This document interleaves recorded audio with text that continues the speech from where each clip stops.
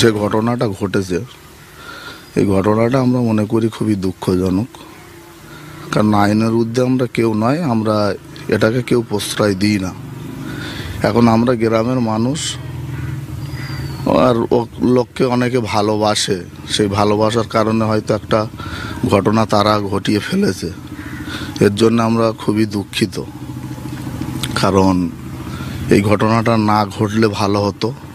CBI বলুন, ED বলুন, তারা যদি শেখ শাহজাহানকে নোটিশ জারি করত যে আপনি আসুন, এসে আমাদের দপ্তরে দেখা করুন, যেভাবে শওকত মোল্লাকে নোটিশ জারি করেছিল, শওকত মোল্লা হাজিরা দিয়েছিল, ঠিক তদ্রূপভাবে যদি শেখ শাহজাহানকে নোটিশ জারি করত, তিনি যদি না যেতেন, গড় হাজিরা দিতেন, তাহলে ইডি সিবিআইয়ের এই যে আশাটা নিয়ে মনে হয় মানুষের এরই উত্তপ্ত ভাব থাকতো না।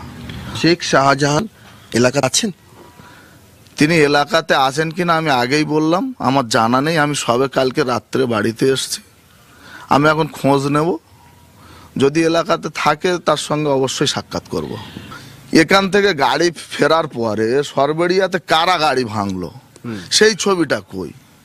কারা ভাঙছে গাড়িটা, বা গাড়িগুলো কখন ভাঙলো সেই ছবিটা? ছবি হবে কোথা থেকে? ছবি তো তুলতে দেয়নি, সংবাদ মাধ্যমে ক্যামেরা তো ভেঙে দিয়েছে মানে একদম টুকরো টুকরো করে দেয়। আমি বলছি যে ভাঙলো কারা, তারা কই?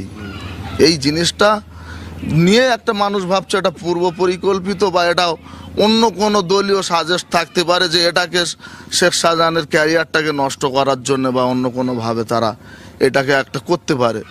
সেই জিনিসটা নিশ্চয়ই প্রশাসন সহ সবাই তারা এই জিনিসটাকে পরিষ্কার করতে পারবে। দেখুন, আমরা এটা নিয়ে কিছু করতে পারবো না।